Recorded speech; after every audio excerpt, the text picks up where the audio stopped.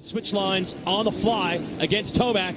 He's trying to square him up here from outside to in. Setting up a big run into this left-hand corner, but Sexton has it covered.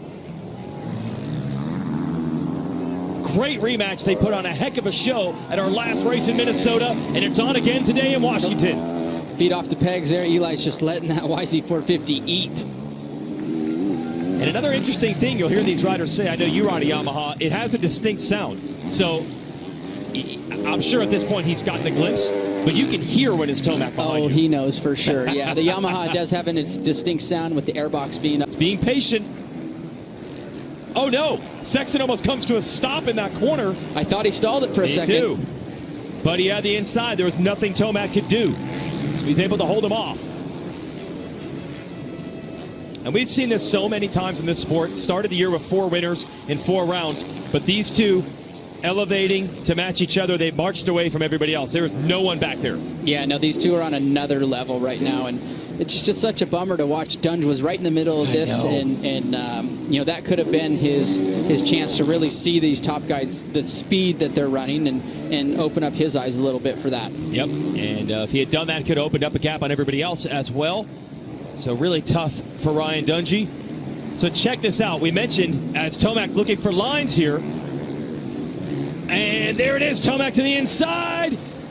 He's got the lead. Great pass. And what the graphic is showing is 7 times in a row, Tomac's finished first and Sexton has finished second. That is tied for the second longest such streak ever. And this could move it into second by itself.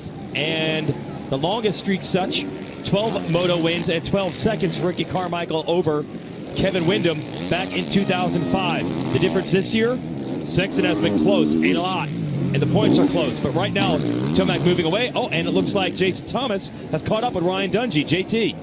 Any kind of start, though. Be interesting to see what he can do. Meanwhile, Eli Tomac, we're left wondering what might have been. And also, what happened to Sexton. Man, once Tomac got the lead, he has put the hammer down. And it's a 2.5 second lead. We're halfway through this one, 15 minutes down, 15 minutes to go. You can save 15% or more on your motorcycle insurance by calling Geico with just a 15-minute phone call. Wow, Tomac has thrown down. Yeah, let's see. It looked like Eli got Chase a little flustered, maybe riding a little tight, you know, when he was pressuring him so hard. Let's see if Chase can regroup and put in a charge. It's going to be hard to. Eli's on a roll right now, riding really well. But now Plessinger, as they battle, go back to the leader, 1.6 seconds. So Sexton able to weather that storm and now keep it at least within striking distance. If Tomac were to make a mistake or get held up by one of these lappers, it's kind of like last week. The way Tomac caught him and passed him, you think this could be over. But Sexton able to latch on. Yeah, no, riding really well.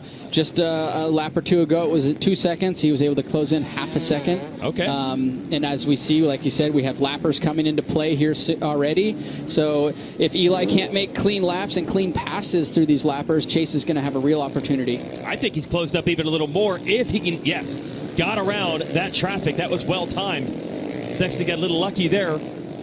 Tomac is still having to negotiate it.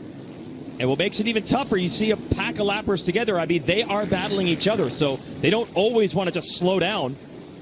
If the other lap rider doesn't slow down, it's going to be an easy pass. Yeah, I mean, they're in a race, in their own race. Yep, exactly. So, advantage Sexton. He's got it down to 1.1.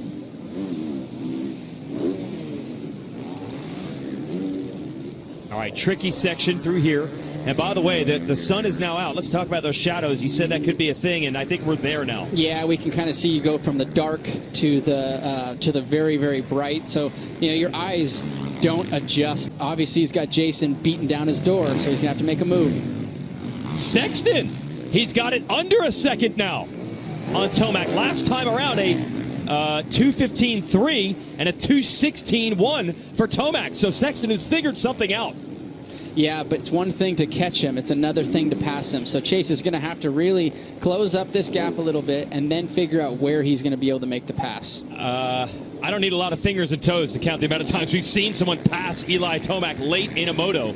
It doesn't happen much. And then you've talked about that this is one of the tougher tracks to do it.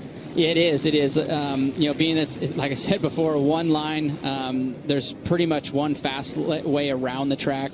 Chase way on the outside here. That's a new line into the sand. Look at this, right to the rear wheel. Sexton finding his second win. 6 minutes and 2 laps to go. Can he figure out a way to make a pass? He's completely taking the gap away. Yeah, Eli just making a little adjustment with his clutch there. Either adding some play or taking some play out. It depends on how hard these guys are using the clutch. Sometimes it'll heat up and it can get tighter, or it'll get really loose. So depending on what he's doing, he's just adjusting it to keep that the feel that he likes. Oh, you love to see it. The two title combatants going at it again. Sexton does not want to take 8 straight second place finishes, wants to ramp it back up, and the crowd loves this battle. And another pack of lap traffic for Tomac to deal with. And they get through. Yeah, it's definitely, Eli's in a tough position right now because the lappers don't know who it is. He's the first guy to come to them, and then at that point, once he makes the pass, they're able to say, okay, here's the lead rider. There's got to be a guy close, and Chase is able to just get right past him pretty easy. I think Tomac has picked the intensity back up. He knows that Sexton is there. Let's see if he can get back away, or can Sexton stay with him? Look at that from Tomac. Using all the horsepower that Yamaha has, and now we're going to see it again up Horsepower Hill. It's been fantastic to watch these two. It has. We're coming down with 5 minutes to go, and it's still this close, which is phenomenal. Chase, though, is going to have to make a move here if he's going to make a pass before checkered. I'm going to be curious if Tomac can be clean through this lap, what kind of time he's put in, because he really has been aggressive this time around. ETS Racing Fuels giving it a shot as we crisscross through the trees and then back down into the valley where the fans are. Sexton able to get some ground back again. Anderson has taken over third. What'd you see there? Well, Chase came out of that turn. That's the iconic section where Pastrana went down. I went down there. If you come out of that right-hander S turn, it's really slippery, and there gets some kickers on top there, and Chase just caught his rear wheel and ended up pitching him over the bars a little bit. Over the floater jumps into the back. Sexton got the ground back on Tomac. Tomac had pulled away a little bit at the beginning of this lap. It was over a second, and now it's back down to 6/10. So they have their good and bad sides of the track. Man, watch Sexton come down that hill through those bumps. Yeah, he was able to hold it in a little tighter out of those bumps and drive straight into that wall berm. Into the whoops, they both enter on the inside. Don't want to flirt with those track markers all the way against their left. Eli choosing to jump, Chase choosing to jump into the whoops and then blitz his way through. It looks pretty equal at this point on those different line choices. Looking at somewhere in the neighborhood of 4 laps to go in this one, depending on when they hit the clock. Tomac versus Sexton. In a Oh, Tomac tips over! Down. And nowhere for Sexton to go. Who's going to get up faster?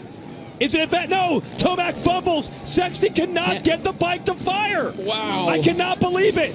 They have a gigantic lead over Anderson, and somehow no position change.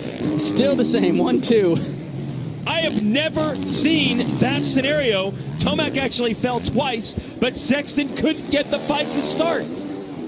Now who can regroup? Who can regroup, get that heart rate settled? Right now they just spiked it. They were probably already running around 180, 190. I bet you it's up at least 10 beats. They're frantically trying to get their bikes up, get them started, and now the race is to the checkered. It's 2 minutes to go. So it is going to be a sprint with the heart rates at red line. Oh, Sexton, what a leap there. Honestly, it looks like they picked the pace up after that. I mean, it is full send right now. Wow, yeah, this is exciting to watch. Incredible. Sexton coming out of that berm there, loses a little bit of ground. More guys. Well, I was wondering if he could stay in the lead lap, but he came within a lap and a half of doing it on the YZ250 two-stroke. Sexton is back. He's there looking at the inside line on Tomac. Wheel to wheel.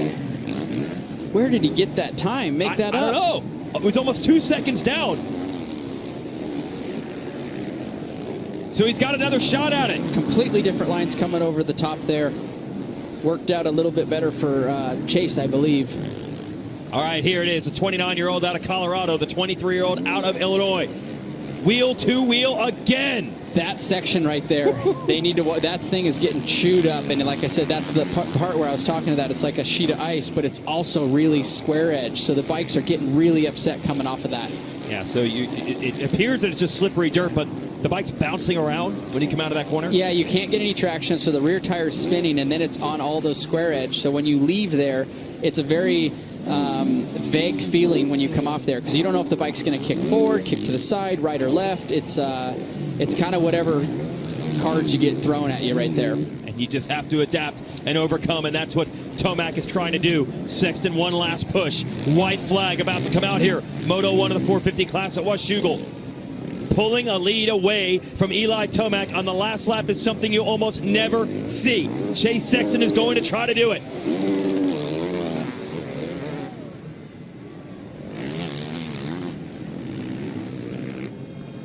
You just want to stand back and watch sometimes the way these two have elevated the game. Yeah, it's like I said, it's as an ex-rider, racer, professional, it's exciting to watch these races. It's been a great year of racing. And again, it started with 4 winners in the first 2 rounds. It looked like it was anybody's title. Sexton started with a 1-1 at the opener. Tomac figured things out in his first motocross season here with Monster Energy Yamaha Star Racing. And once he got it together, Sexton was able to match it, and they pulled away from the rest of the field in tandem. Anderson third, Roxon, Barsha top 5, holding off Craig. Savachi, Plessinger, Bloss, Alex Martin trying to hold on for 10th over Freddie Noren and Marshall Welton. And Kyle Chisholm, the veteran, is back this weekend, 13th. McElrath and then Carson Brown still holding that 15th spot. Does Sexton have anything left? I think Eli just pulled it back out to 1.3, almost 1.4 seconds. And we're on the final lap. So I will have to give it to Eli at this point. Yeah, it would take a mistake, I think, at this juncture for Sexton to get it back. Another great run by the Honda rider, but again, cannot solve the riddle. That is Eli Tomac. Oh, was that showboating there? Or is that just the way he wanted it? No, the way he came off that big single. There's some breaking bumps and came up there, tried to, it was in the scrub position and just took off in a weird kind of position, and the back of the bike started to float out from underneath of him. Yeah, I didn't think 1.3 was enough to start throwing whips for the crowd. Eli's got to bring this thing home. Looking for his 8th straight moto win. And another huge challenge to get it done from Chase Sexton, including them crashing into each other. Sexton is right there again with the checkers in sight, but Eli Tomac conquers him again. 8 straight moto wins.